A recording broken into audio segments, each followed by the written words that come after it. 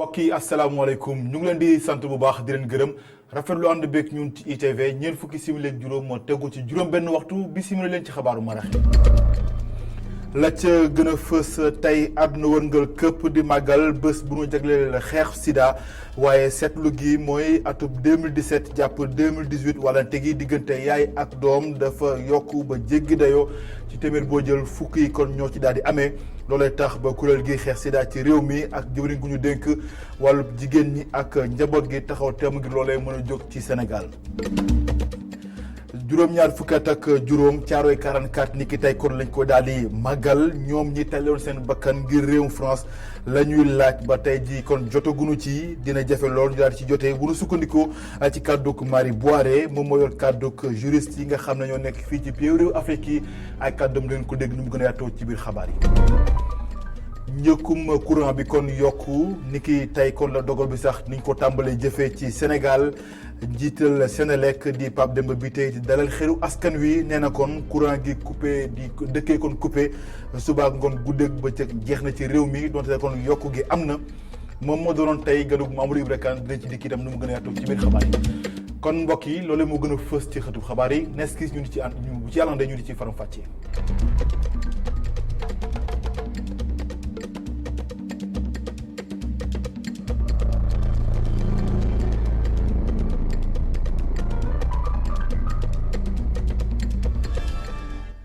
mbokk yi asalaamaaleykum di leen dara jàmm ci xabaaru marax yi des koy tàmbalee du ñu ko junjee ci ndorteel la tey yem ak benn fan ci weeru décembre atum 2019 tey nag ñu jagleel ko bés bu ñu jagleel wàllum xeex sida ci réew mi ak ci àdduna wërngal këpp nam ko baaxoo di defee nag kuréel bi nga xam ne kon moo koy xeex tey nag amal na xumbate yu yaatu ngir rek màggal bés bile waaye nag seetlu gi mooy wàllante gi diggante yaay ak doom ci jàngoro googu kon dafa daal di yokk ndax téeméer boo jël mat na fukk yoo xamante ne kon doon koo daal di amee loolay tax ba kuréel gi ak jëwriñ gu ñu dénk lépp lu jëm ci wàllu njaboot gi jigéen ñekk sàmm tuut tànk yi ne nag foo ñu daal di lëkkaloo doon benn ngir loolee mën a fi jóge ci réew mi Alioune Guèye leen ci àndal ci leeral. ay mbooloo mu takku jóge fu nekk ci Ndakaaru ñoom ñu ñëw rek ci bis bi ñuy màggal xeex sida waaye ginnaaw ba soxna siy jiite ñi am feebar sida fii ci Sénégal daal di àddu ci la ñu bëri seen xol daal di tooy. may leen depuis boobu guddi googu nga xamante si yaakaar naa ne fa la doomu jàngoro sida war a mun a ganee sama biir yaram may dox di dem ak moom bay yàlla def ma ëmb sama doom bu góor muy sama juróom-ñaareel bant ma yaakaar ne ëmb mooy war a doon mbégte jigéen ma am sama doom boobu ba mu am fukki fan ak juróom-ñett ci la ma sama borom kër yóbbu hôpital ñu xool ma xamal ma ne dama am doom jàngoro sida. fii ci Sénégal juróom-ñaari xale ci fukk am jàngoro bi kenn dépisté wu leen benn ci ñaar du ñu mën a fêter seen anniversaire bu ñu leen fajul. ñun ñi nga xam ne si ñooy waajur yi ñoo war a jël suñu doom yi yóbbu leen ñu saytu leen buñ leen saytoo une fois ñu positif ñu jël leen yóbbu leen ci hôpital ba. les ARV sont gratuites maanaam faj bi dafa gratuite jaayuñu ko fii ci suñu réew kon yaakaar naa loolu war na doy doomu aadama war na doy askan pour li nga xam ne si mooy yombal li nga xam ne si mooy faju xale yi. ñoom njiit yi ñu xam li feebar bi di def ci xale yu ndaw yi tax na ñu jóg na seexal seen tànk tubéy. xale yi booy xool ñooy avenir du Sénégal xale yi tey jii bu na jàppalewul ba ñu am une bonne santé. une bonne éducation am seen positionnement baax société bi dafa naan réew mi jëm kanam nous ne pouvons pas être un pays émergent en 2035 sans l'avenir de notre pays les enfants donc les protéger devient une priorité pour le Sénégal dañu war a protéger xale yi ba sida bi nga xam dafa leen di faagagal moom tamit dindi lu baree bari. Sénégal mel ni def na ay jéego ba ñu waxee ni feebar bii di sida mu ngi wër ci àdduna wërngal këpp Conseil national de lutte contre le sida ñu koy woowee CNLS ni gis ni jigéen yi ëmb daal di dépisté wu lim bi yokku na ndax dañoo nekkoon ci 51%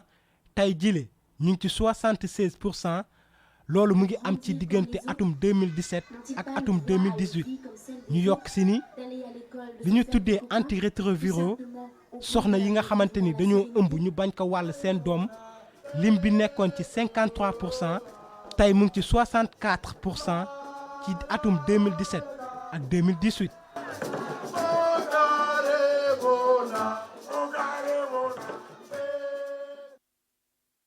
« 1944 ku ñu ko tuddee kon xel yi dem ci musiba yu amoon ci Camp Thiaroye fii ci Ndakaaru loole nag def na ni que tey juróom-ñaar fukki at ak juróom tey nag ñu daal di kon jox ñi nga xam ne ñooy tirailleurs sénégalais di laaj ñu daal di leen ràññee waaye tamit yoon def ci jéego ba mu jeex tàkk nag loolee du doon lu yomb bu nu sukkandikoo ci nga xam ne mooy kàddu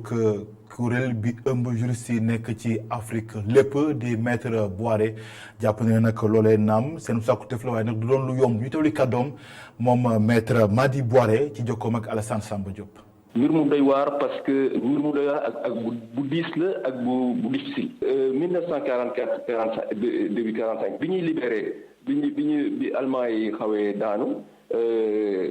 nit ñooñu suñu militaires yooyu ñu relâché leen ñu libéré leen mu ne bu ñu leen libéré nag loolu da ngay xalaat ni ñooñu déjà ils avaient échappé à la mort parce que allemands yi ku leen xam gis li ñu defoon seen classification des êtres humains nga xam ni nit ñi ñuul ñi si li gën a wàcc lañ fa lañ tegoon nga xam ni bon bu fekkee ni dem nañu ba ñu relâché leen c'est parce que ñoom alhamdulilah ils ont échappé à la mort bi ñu leen di relâché nag ñoom ñu ne dañ leen di delloo si français yi dañ leen di delloo si Afrique bi ñu leen di delloo si Afrique ñoom ñu ne fay leen ñu li nga xam ni war nga leen ñu fay parce que ñun ay soldats lañu donc dañu am suñu solde mais aussi dañu capturer dañu am ay primes et cetera déjà même mois de novembre 1944 ki am na ay soldats yoo xam ne dañu bañoon embarqué ne duñu dem Bamako léegi après gouvernement français bi les militaires je parle du commandement militaire le général Magnan ne leen yéen dañ leen di jox le quart bu ñu yeggee Afrique ñu jox leen li si des les 3 quarts moo tax ñoom ñu embarqué bi ñu ñëwee fii nag ñëw Sénégal ñu yóbbu leen Thiaroye ñoom ñu taxaw ne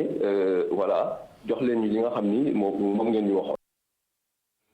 APR mooy parti njiitu réew mi Macky Sall bi ñu ko sampeek léegi def na fukki at ak benn loolu nag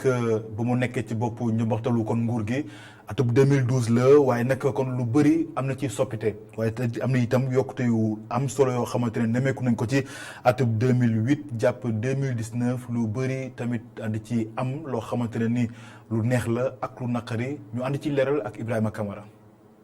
parti politique bi di APR ñu ngi ko taxawal ci atum 2008 moom Macky Sall amoon ay réeru ak ki fi newoon njiiti réewam di Abdoulaye Wade APR daal di sóobu ci yootu nguur gi daal di jëlit ay gox yu bare ci réew mi ci tànnum gox-goxaat yi amoon atum 2019 parti boobu di APR lu ko itam ak yeneen i parti politique ngir gën a ŋarale dëgëral taxawaayam ci langu politique bi lu ñu gën a jege tànnum njiitu réewum atum 2012 ay ñooñu Abdoulaye Wade yu bari daal di am xel ñaar am ñu ci dakkal seen yëngu-yëngu politique am ñu fekk ji ki di Macky Sall moom njiital APR bi songu tànnum njiitu réew yu 2012 ca premier tour ba mu daal di si génn ak téeméeri xob boo jël ñaar fukki nit ak juróom benn daal di koy jàppal tànk mu topp ci Abdoulaye Wade am téeméer boo jël fanweer ak ñeent ñu nar a amal ab deuxième tour Benno Bokk Yaakaar daal di ngemb ki di Macky Sall mu jël ndam li ci deuxième tour ba ci mennum at boobu parti bi di APR àndaat ak mennum coalition boobu di Benno Bokk Yaakaar donte bari woon na ay coow xiiru ak ŋaayo yu bare ci biir APR loolu taxut mu génn si géttu Benno Bokk Yaakaar ba ñuy àgg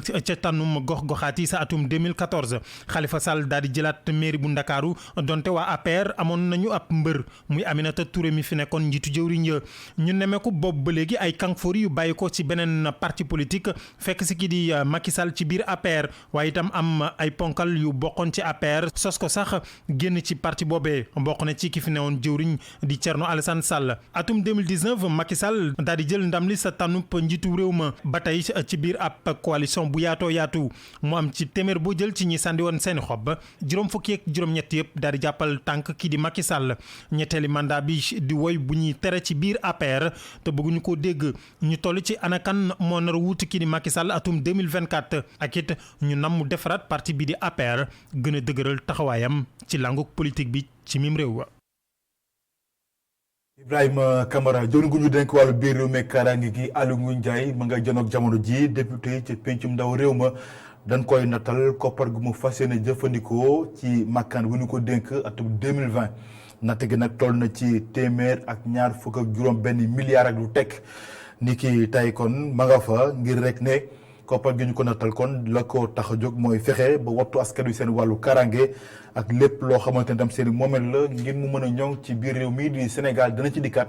nu mu gën a yaatu ak sunu ndaw la fa Cheikh Hassana Fall. wooyu ba tey ci wàllu xabaar xam ngeen ne nag njëgub courant gi ni ki tey lañ ko tàmbalee jëfe yokkute gi njiital Senelec tey nekkoon ganuk Mamadou Ibra Kane ci jour du dimanche di dalal xelu ñi di jiitu waaye jëfandiku yi ndax jàpp ne ni kon naam yokkute am na ci ba tax nag ne courant bi kon dootul dëkkee coupé suba ngoon guddeeg bëccëg loolee kon jeex na ci réew mi Pape Demba bi tey daal di dikkaat ci li waral dëgg kon njëgub courant bi daal di yokk ci Sénégal ñu ànd ci leeral Youssouf Konté. niki tey ci fan wu njëkk ci weeru décembre la Senelec di dogal li nga xam ne mbëbët na ko ci ay bés yu ñu génn maanaam yokk ci yenn factures yi diggante 6 ak 10%. waaye ana lan moo tax ñaari at ci ginnaaw ñu ngi doon wax ni dañuy wàññi courant bi tey ñu yokk ko. Donc quand nous avons relevé le défi de la disponibilité de l'énergie. xam nga dañoo amoon aw sasu mag ci wàllub courant bi ñaari at yu teglantoo yoo xamante ni nemmeeku nañ ak yokkute ci wàllug courant bi waaye nag loolee doon loo xamante ni tamit am na ci la nga xamante ni kon dem na ba def ay njeexital ci askan wi nga xamante ni ñooy jëfandikoo boobee les courant ak it nag la mat a leeral am na juróom-ñeenti weer yoo xamante ni nemmeeku nañ ci yokkute courant bu dem ci juróom-ñett fukki milliards ak juróom-ñeent loolee nguur gi moo ko gàdduloon boppam. Maintenant, qu'est-ce qui s'est passé? On a calculé 3 trimestres de suite. waaye tamit yeneen fukki weer ak ñaar yoo xamante ni da caa dal di toftalu loolee demoon na ci fukki milliards ak ñaar yoo xam ne tamit fukki milliards yo nguur gi moo ko gàddul askan bi jël ñaari milliards rek dal leen koy féetale. Et je répercute les 2 milliards au niveau du consommateur. gannaaw bi nga xam ne yokk nañu courant bi ñenn sénégalais yi tàmbalee tiit ba sax di wax ni ndax coupure courant yi di tàmbaliwaat ni njëkk ba directeur général bu Senelec di dalal xel yi. Non, et là je suis catégorique. fii lay dëgg leen ni coupure courant mënatul la amati xam nga la koy sabab sax mooy ñaare la nga xamante ni moom la ñu soxla ak la ñu am day xaw a sore lool. te nag Senelec jamono ji jël na ay jumtuwaayam ngir rekk seet lépp courant bi gën a mën a yéwén. On a même suffisamment de marge pour faire l'entretien de nos installations.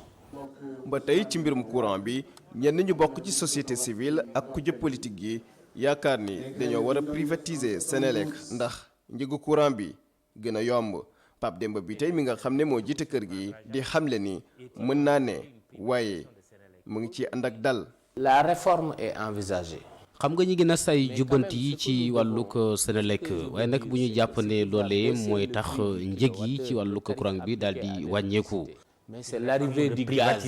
C'est l'arrivée du gaz. Réforme de privatisation. lay sottal njëg yi mooy faw gaz bi doon loo xam dañ daal di jàppandi ak it nag ñi ngi sàkku ci client ñi nag dañoo toll ci diggante defaraat suñu toogaay kon loolee dafa laaj ak muñandi. Nous disons à nos clients qui nous ont accompagnés jusqu'à présent, qui ont fait les efforts nécessaires avec nous jusqu'à présent, de tenir encore cette période de transition. ñu bëri dañoo jàpp ni yorinu kër gi di Senelec des naa leerandi tax ñu yaakaar ni càmbaraat kër gi moo fi sës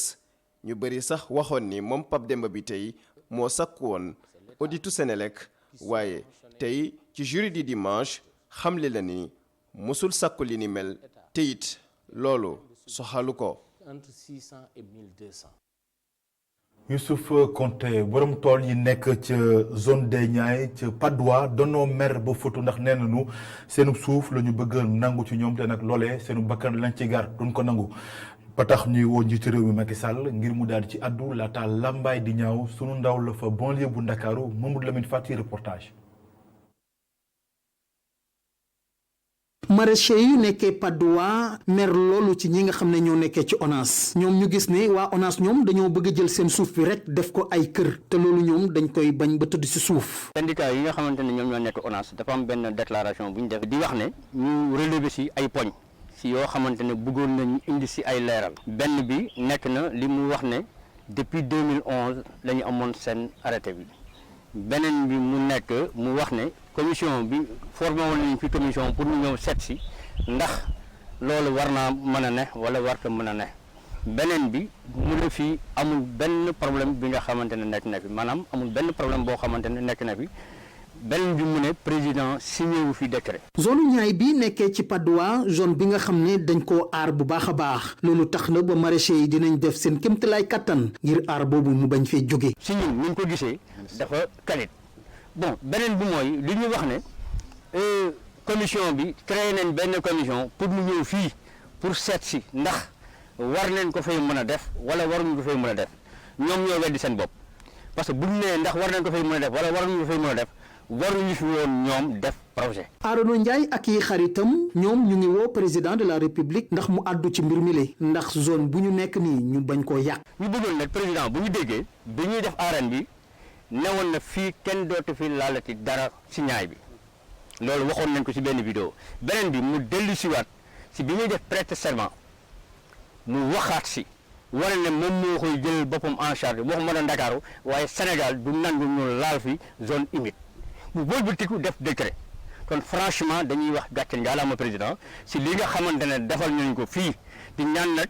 mu taxaw si projet bi mu yegg. maraîchers yi nekkee ci Patte d'Oie ñu ngi woo kilifa yi ñu jóg ci mbir mi le te di woote fu mbax ne doonee benn ndax ñu jóg ci lu nu mel. Mamadou Lamine Fati Dominique Plion moo nekkoon ganub l'air du temps ni ki tey ci dimanche gi ci jàkkaarloom ak Alassane Samba Diop dikk nañ ci ponk yu bëri yoo xam ne soxal na koom-koomu réew mi waaye itam koom-koomu réew Afrique yi bokk na ca ngir réew Afrique kon amee benn koppar boo xam ne dañ koo daal di bokk waaye tamit wàllu franc CFA joyante gi ak génn ci loolu lépp bokk na ci ponk yoo xamante ni daal dañ ko waxtaanee ak leneen di ponk ñeel wàllu koom-koom ci réew mi ak ci bitim réew. Omar Kane. dëkku Afrique yi war nañu am seen xaalisu bopp waaye balaa boobu war nañu moytu bu baax ndax am na ay préalable yoo xam ni war nañ ko remplir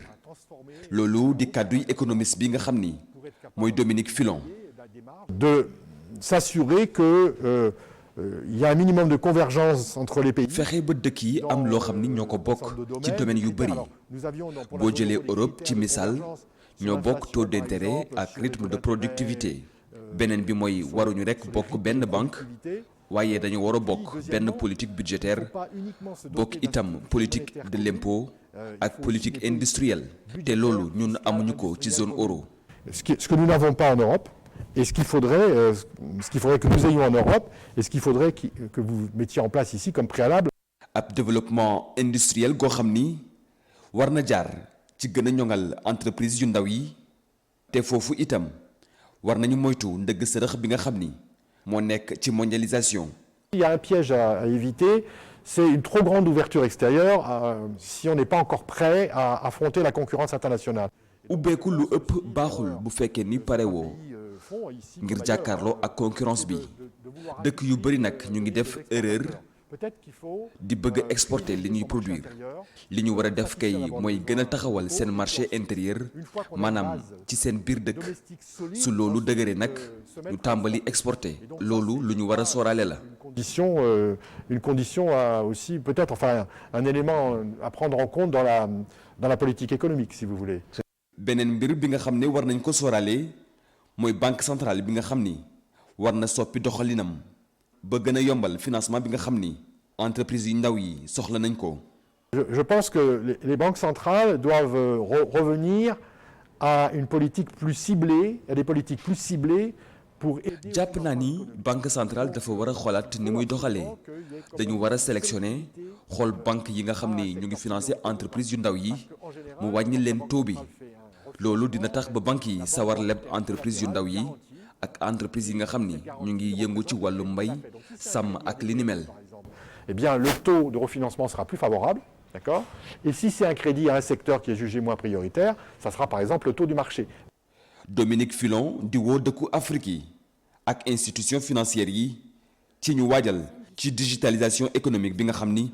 mi ngi jaar ci njënd ak njaay ci internet te loolu mën a yàkkal commerce yu bëri. di ko gërëm Omar Kane daal di addu ci direction bu sénégalaise des eaux di SDE di dalal xelu way jëfandiku yi nga xam ne ni ki ëllëg kon ci altine gi ñiy liggéey ci SDE di syndicat yi danoo xàppati ñetti fanu grève yoo xam ne duñu fasta xànc ak morom ma ndax danoo mer ci lanu bëgg ba léegi kon jotaguñu ci moo ñu jox leen kon ci action yu Suez bi ñu dénk léegi séddale ndox mi te benn fan ci weeru janvier gi dañ ko daal di tàmbalee lu toll kon ci téeméer boo jël fukki ak juróomi ñoom nag kon ni ki ëllëg lañ ko daal di tàmbalee ba tax direction bu SDE ne askan wi kon courant ndox mi du daal di coupé di dalal seen xel ci wàllu wu ni mel loolee kon ab communiqué la boo xamante ni kon ñu ngi ko beccee rédaction bu groupe E-Media Invest.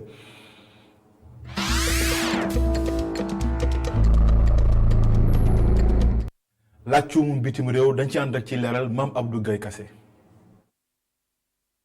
njiitum réewu Mali di Ibrahima Boubacar Keïta moo ngi woo askanam ñu bañ a fëlëx rek loxo bi nga xam ni réewum tugal yi tàllal nañ leen ko comme bu ci mel ni bu France ngir mën leen a dimbali si jafe-jafe yi nga xam ne nag seen réew mu ngi koy jànkoonteel ñeel wàllum kaaraange kàddu yi nag mu ngi ko yëkkati gannaaw déclaration bi nga xam ni def na ko jagleel ko askanam ci gaaw gi ci boobule déclaration sax moom moo ngi si fësal ni nag dina lancé lii di débat national bi bu ñu yeggee ci fukki fan ak ñeent ci weerum décembre bi ngir mën a fexe rek wut ay saafara ci jafe-jafe bi nga xam ne réew mi mu ngi koy dund ñeel ñàkkum kaaraange wante bi la initiative nag parti bu gën a mag ci kujje gi daanaka daf see bañ a bokk muy Front pour la sauvegarde de la démocratie ay responsable ak i expert jàpp nañ ni ay ngànnaay rek mënut a tax crise bi nga xam ni am na si Sahel mu mën a dàkk ndaxte jàpp nañ ni rek faaw mu daal di am action politique ndaxte jamono ji jihadisme bi mu ngi wéy di gën a teg loxo ci Sahel bi ndax ci dolli violence yi ñoo ngi wéy di faat ay nit yu bëri néewu fukk ak ñett soldats français yi nga xam ne nag ñàkk nañ seen bakkan ci altine ba la ñu génn gannaaw ba sa ñaari hélicoptères yi daal di am ab collision daal di nañuy yegg si tey jii nag ci dibéer gi ca France ab hommage national dina leen ko rendre ci altine gi ca Invalides ca Paris te kii di njiitum réew mi di Emmanuel Macron moo ko nar a jiite. kàddu yi nga xam ne Jair Bolsonaro yëkkati na ko daal di koy jagleel ñi di étudiant noir brésilien yi daal di nay naqari lool kii di Cheikh Tidiane Gadio njiitum réew première puissance économique bu Amérique latine doon addu ci yëngu-yëngu étudiants yi moom nag dafa ni étudiant noir brésilien yi bu fekkee kontaanuñu rek lu ñu war a def mooy daal di dellu ci seen continent bu ñu bàyyeekoo maanaam Afrique mu doon ay kàddu yi nga xam ne nag naqari na lool ki fi nekkoon jëriñ bu ñu dénk wàllum bitim réew ci Sénégal ci avril atum 2000 ba octobre atum 2009 moom Cheikh Tidiane Gadio nag moo ngi woo dirigeant africain yi ñu daal di réagir. cong bu amoon ca London Bridge ba ñaari nit daal si ñàkk seen bakkan moom mooy sujet bi nga xam ne rek ñoo ngi koy waxtaanee ci campagne électorale bi ngir élection falum député yi ca Grande-Bretagne ca waxtu woowu nag police mu ngi doon xamle ni rek kii amal jëf ji moom nag tëjoon nañ ko ngir wàllum terrorisme laata ñu koy bàyyi par anticipation police tamit di leeral ni ñoo ngi ko jàppoon ci atum 2012 gannaaw bu mu bëggee woon exploser rek lii di bourse bu Londres gannaaw gi nag lañ ko daal di bàyyi sa décembre atum 2018 gannaaw ba mu amee lii di remise en liberté conditionnelle maanaam bàyyim ndëgandiku Jeremy Corbyn di njiitu parti travailliste bi moom nag moo ngi ñaawlu bu baax politique gu gouvernement bi ñeel wàllum yoon laata moom kii di njiitum jawriñ yi di Boris Johnson moom sax jàpp na ni ñi nga xam ne rek dañuy amal ay cong terroriste dañ leen war a tëj ba daan bi nga xam ne rek daan nañ leen ko mu daal di jeex tàkk groupe état islamique nag moom xamle na ni moom moo def bile cong li ni mel nag moo ngi ko xamle rek ci agence de propagande bi di AMAC.